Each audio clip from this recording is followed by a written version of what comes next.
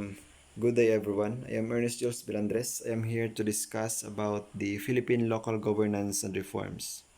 First is what is governance? Governance is made up of political and institutional processes through which decisions are taken and implemented. Governance is most effective when these processes are participatory, accountable, transparent, efficient, inclusive, and respect to the rule of law. Good governance is particularly important at all levels, at local levels, where governments interact with citizens and communities in a daily basis. Um, to explain more of governance is it is said that here that governance is a political and institutional processes. With these processes, governance must be effective when this processes which is participatory or everyone is needs to participate, or the citizens needs to participate in all government programs and activities in order to promote participatory aspects that is need in order to have a good governance. Second is accountable. In order for to have a good governance, the government or each of us, the citizens and the government, must be accountable in all of our actions. Whether we are a simple citizens or official of the government, our action is very important, and we must be responsible in all of our actions. Next is in order to have a good governance, it must be transparent. Transparent in a way that nowadays some of our government offices, agencies is facing some corruption issues that is very particular nowadays. Ang transparency is very important nowadays in order to gain the trust of the citizens when it comes to some governmental services and offices. Next is efficient. Efficient in a sense that the government, in order to have a good governance, the programs and all the services must be efficient in all of the people and must be convenient to all. Next is in order to have a good governance, we must it must be have the respect to the rule of law. Despite you are a officials in a government, or you are inside a government offices, you are under to the rule of law. We must respect the rule of law.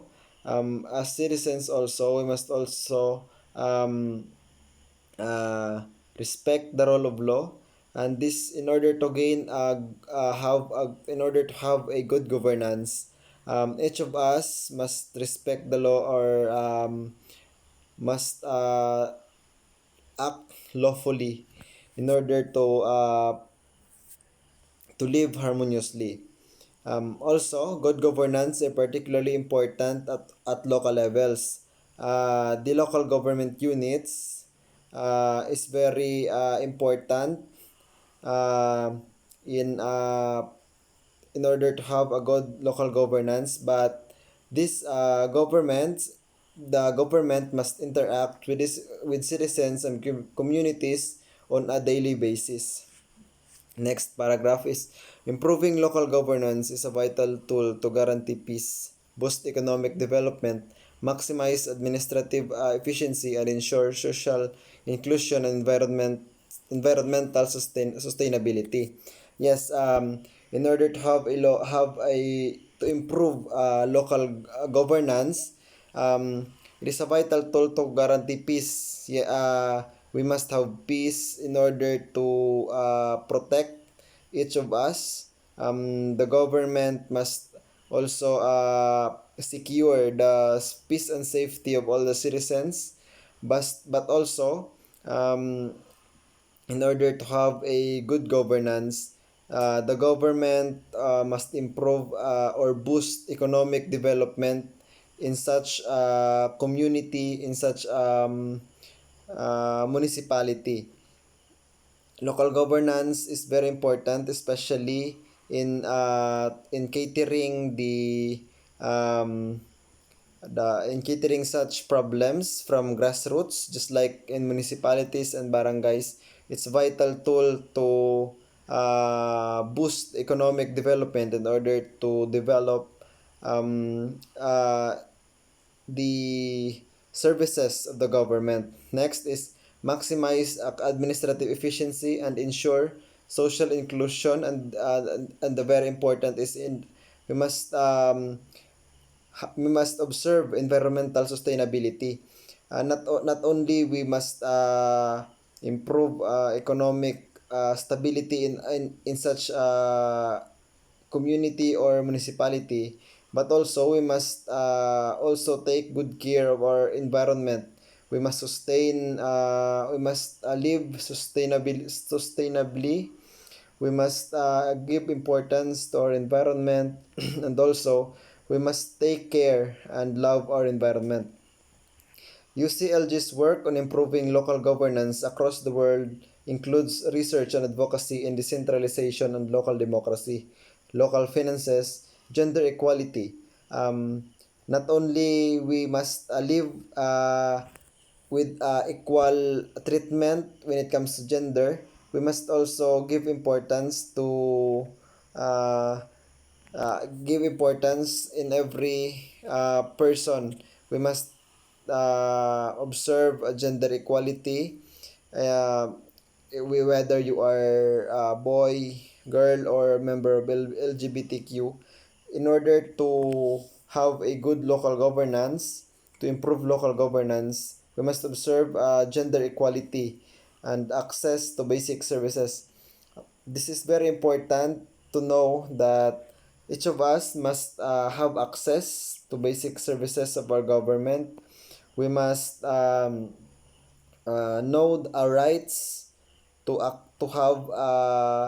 to gain or to get the desired services we want, but by the government. All of this, all of which are essential elements of good local governance. Next is, what is the role of local government? Local governments are key in leading or supporting the creation of an economic development strategy. The strategy's success will have a direct effect on a community tax base. The goal is to provide revenue to maintain, grow, and improve local infrastructure and community services. Local governments can initiate a community's economic planning efforts to build on their official community plan, role of shaping community growth and determining land use. Um, Local government is very vital in the government, in our government. Um, the role of local government is to create a economic development strategy, to gain revenues, taxes from individuals that is getting the services, just like stores, gasoline stations, and some restaurants. Local government have the power to to local government has the power to uh, has the power to control the economic planning in such a community or municipality. The local government is also the anchor of our national government, as as the local government is the one who caters the problems from grassroots, and they are the one who is capable in catering such problems or such services that can help these people or the citizens from municipality levels to barangay levels. Next is What is the local government functions that influence economic development and planning? This includes planning and zoning bylaws, taxation or the taxes that comes from such individuals, I said a while ago, from local business support or this local business and is very vital in the development of such a municipality.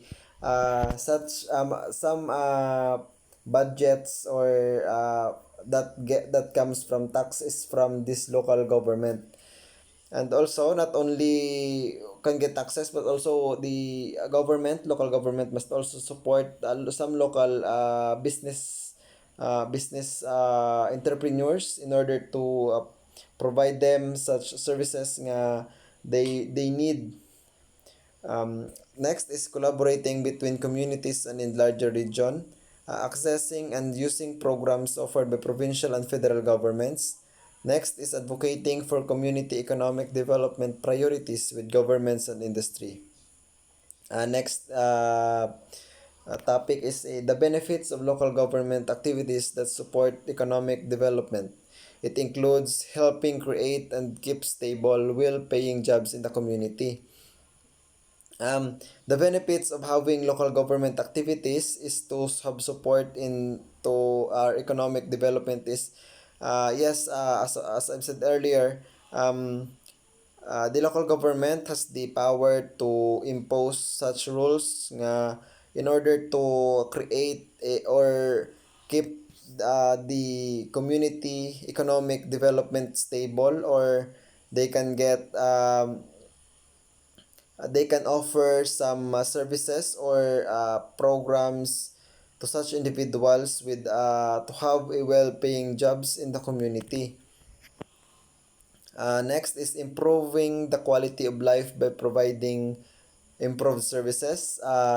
As I've said, the government or the local government offers some services, basic services.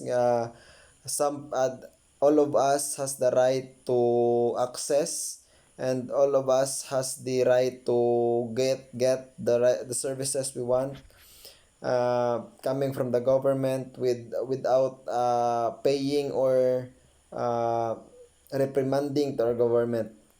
Next is environmental and recreational areas. Um, These environmental and recreational areas helps also as this recreational areas I think is um, some tourist spots that could help the local government get some taxes man from the tourists, or some uh, um, beaches nga nagapay taxes from their profit in their resorts, or some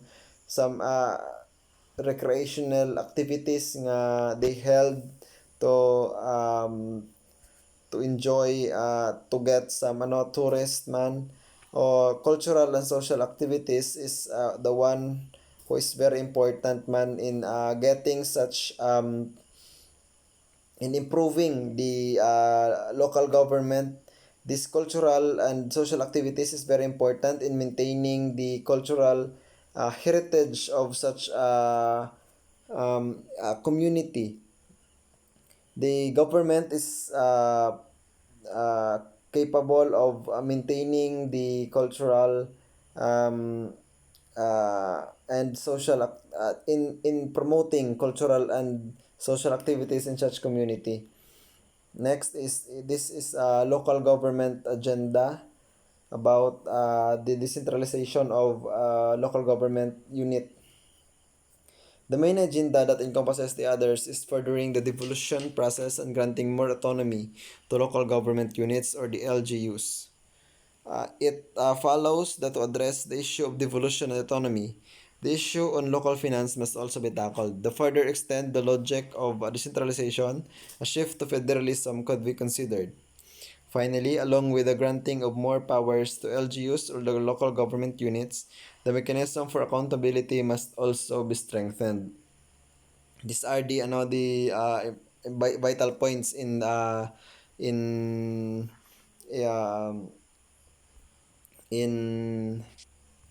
uh, in the reform of local governance.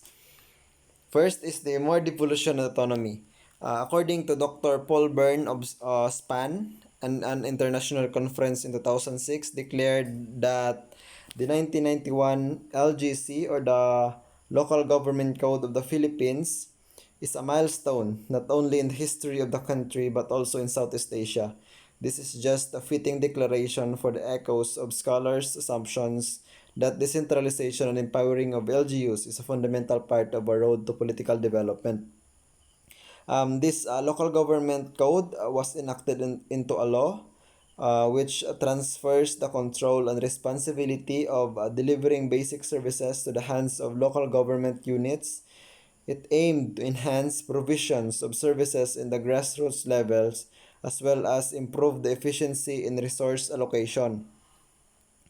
This local government code is very important as it gives the power or the control to the local government unit in implementing such rules which they think they can improve each municipality.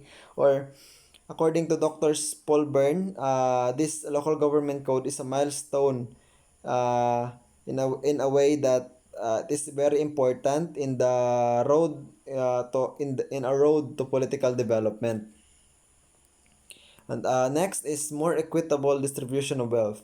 The other local governance reform agenda calls for a more equitable distribution of wealth. This issue involves two specific concerns. One is the need to strengthen LGU's capacity to generate its own revenue, and two, the popular call for reformulate the determination of internal revenue allotment. More equitable distribution of wealth is as I explained, it has two issues involving two specific concerns. First is one who need to strengthen LGU's capacity to generate its own revenue is it gives the freedom or the power to local government units to generate its own revenue or coming from taxes or coming from taxes. Um, Next is the popular call to reformulate the termination of the internal revenue allotment. I have no idea regarding to this, but I think it's it gives also the power, or it gives the freedom to the local government unit to reformulate or the determination of internal revenue allotment coming from the national government. Next is consider shifting to federal system. To many, federal Philippines is a culmination of decentralization and devolution of the Philippines. The nature of Philippine geography is considerable ethnic and linguistic diversity, including the demands of development administration, all call for a more substantial political restructuring. Many see federalism a mechanism that allows fragmentation but also promote national interest. Uh, as we all know, federalism is it gives it is far from a unitary form of government. It gives each regions a power to make such laws, implement such rules they need, but also with the not overall control, but have some part of from the national government. It the it This agenda also considered as if shifting from our unitary form of government or republic form of government to federal system. As I think this federal system is much more uh, why pa man na just like America. America is one of the most progressive countries, but I think federal system is very far from reality, far from the Philippines, as uh, um, the current president, Rodrigo Duterte, also wants to change our form of government to federal system, but he doesn't um, it doesn't why natabo because of some constitutional issues nga hindi pwede ano, or why siya nag success. Next is strengthening local accountability. Strengthening of local accountability should come along the enhanced power granted to LGUs. Accountability measures, for instance, ensure the increase in local financing would yield better governance by having check and balance the allocation and use of resources. Strengthening local accountability is giving local government units a power to have accountability for all the resources or the local financing coming from or have a check and balance in the allocation of all the use of resources or coming from the government, from the taxes, or giving the LGU a um, or strengthening the local accountability should come along the enhanced power granted to the LGUs. Uh, as I've said, it is a measure for to ensure the increase in local financing would yield better governance by having check and balances to allocation and use of all resources. That's all. It's about the uh, Philippine local governance and reform.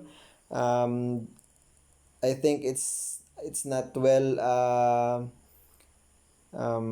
explained because of the lack of resources, but hope you learn more, and that's all, sir. Thank you.